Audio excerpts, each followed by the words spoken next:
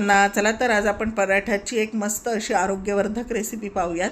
ती म्हणजे दुधी भोपळ्याचे पराठे. दुधी भोपळ्याचे पराठे करताना साहित्य खाली दिल्याप्रमाणे या साहित्यामध्ये मी गव्हाचंही पीठ घेतलेलं आहे, तांदळाचंही पीठ घेतलेलं आहे. तांदळाच्या पिठामुळे क्रिस्पी होण्यासाठी मदत होते.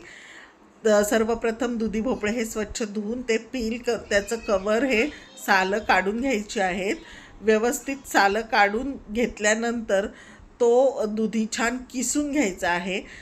किसणेने लक्षात ठेवा, दुधी किसल्यानंतर थोडासा काळा होतो, त्यामुळे घाबरण्याची गरज नाही आहे.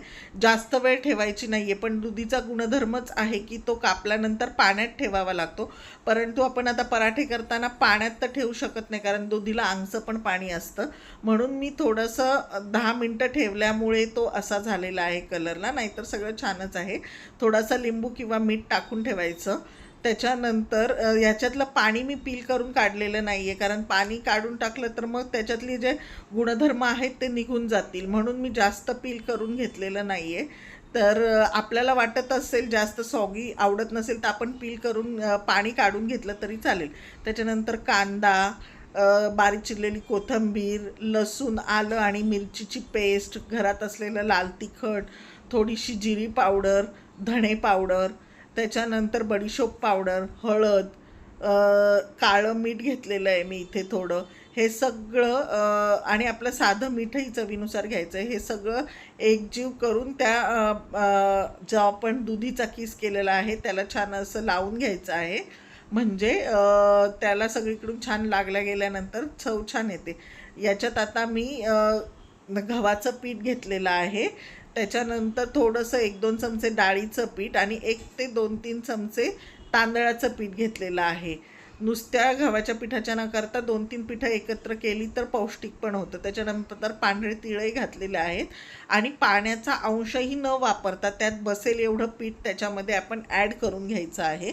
लक्षात ठेवा, जेवढं त्यात बसेल तेवढंच पीठ घ्यायचं आहे. याच्यामध्ये पाण्याचा अंश थोडा पण घालायचा नाही आहे, नाहीतर ते अजून पातळ होईल, कारण दुधीला खूप पाणी सुटतं. त्याच्यामुळे पुन्हा मला थोडंसं पीठ वाटलं तर मी पुन्हा ॲड केलं.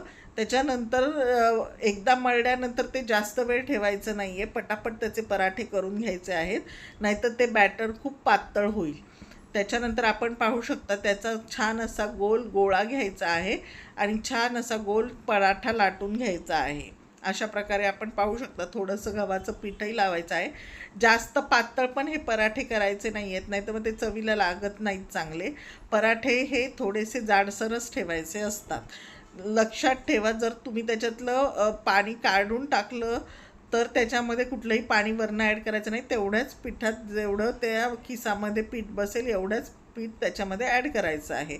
आणि हा पदार्थ लगेच पातळ होणारा असतो, कारण दुधीला खूप पाणी सुटतं, म्हणून पटापट त्याचे पराठे करून घ्यायचे आहेत. अशा प्रकारे ते छान खरपूस असे भाजून घ्यायचे आहेत तूप घालून, आपण पाहू शकता. आणि बारीक गॅसवर हळूहळू भाजायचे आहेत. जास्त घाईघाईने पण भाजायचे नाही आहेत, नाहीतर मग ते चवीला छान लागत नाहीत. खरपूस पराठा चवीला छान लागतो. आणि बारीक गॅसवर, कारण दुधी पण आपण काही शिजवून नाही घेतला आहे, तो कच्चा आहे, म्हणून थोडासा हळूहळूच ते भाजायचे आहेत.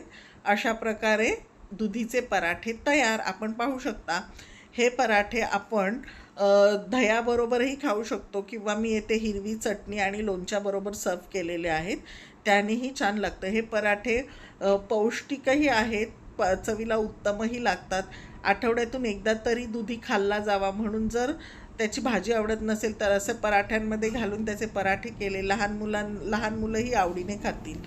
याच्याबरोबर आपण पनीरचाही वापर करू शकतो, जर आपल्याला आवडत असेल तर. पनीर आणि दुधीचा किस करूनही पराठे करू शकतो. माझा व्हिडिओ आवडला तर प्लीज लाईक अँड सबस्क्राईब, आणि माझ्या व्हिडिओला नक्की लाईक